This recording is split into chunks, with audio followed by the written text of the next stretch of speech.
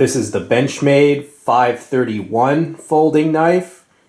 G10 handle scales. You see it's a blue and black herringbone texture pattern there. You also see the axis lock.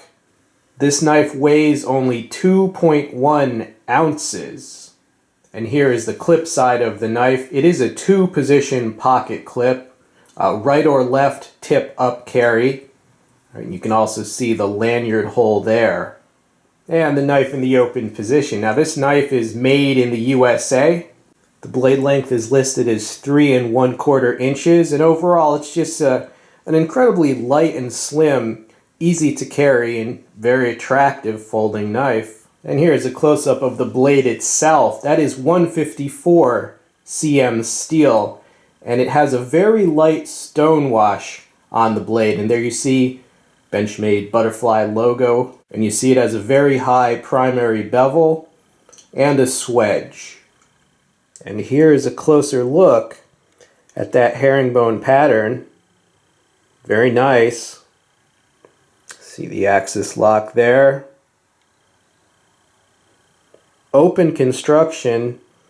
You see the standoffs there, right? And very partial liners that are polished, right? And provide jimping.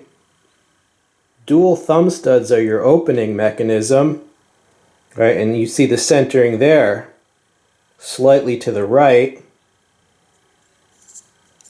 The opening is incredibly smooth, basically a butter smooth opening, easy to disengage the lock. Yeah, very smooth opening with either hand. There's a close-up of the blade itself, first production run, Mel Pardue, and it comes extremely sharp.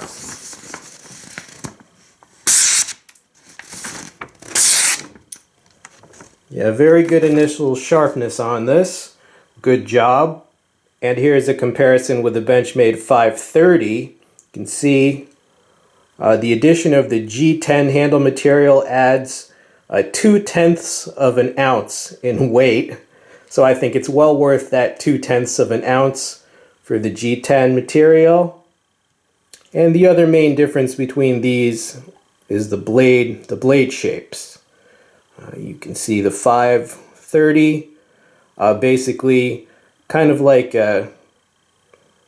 well, the spine is a false edge, right? So if that was sharpened, it would be a dagger. You can see the 531, it has a high bevel there, primary bevel, and a swedge. And these blades are all about being slim, being lightweight, being incredibly easy to carry so you don't even feel them. That's their main selling point. It's kind of going against the current trend. The current trend in cutlery seems to be overbuilt blades, knives that can survive, getting run over by a tank or something like that. This is more the old school everyday carry philosophy. That is, if you have something that's light enough, slim enough, you're going to tend to carry it more.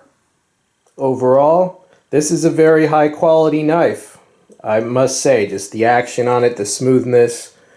There's no blade play. Came very sharp. The grind is done with precision. The light stone wash looks nice. The price tag on this was about $130.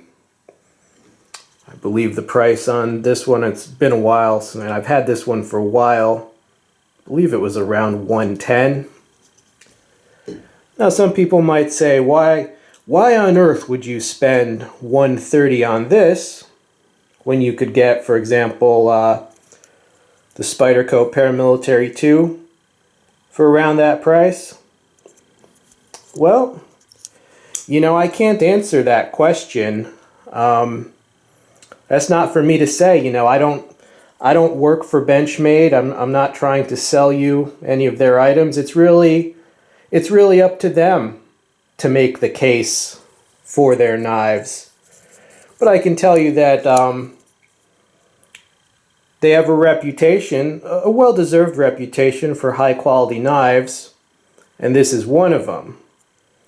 But does that mean that they're high value? You know, if you're on a tight budget, should you go buy a Benchmade? I would say no. I would say if you're on a tight budget, there are other brands that give you more for your dollar. I would consider this a luxury item. However, a very usable, a very useful luxury item.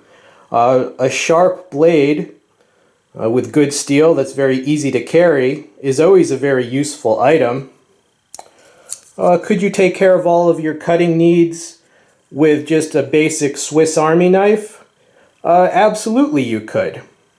And I don't know about you, but I have several Swiss Army knives.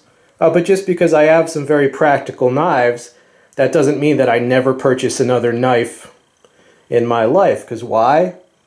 I like knives. There's a joy in ownership. There's a joy in use.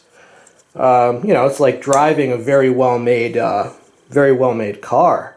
Now, to discuss the flip side, there are some people for whom this knife is, you know, they would consider it a budget knife. Sometimes people will say, hey man, you know, you could sell this knife and you could sell your Spyderco military and your ZT200 and maybe one other good production knife, and then you would have enough that you could buy a full-on custom knife. Well, that's true. That's very true.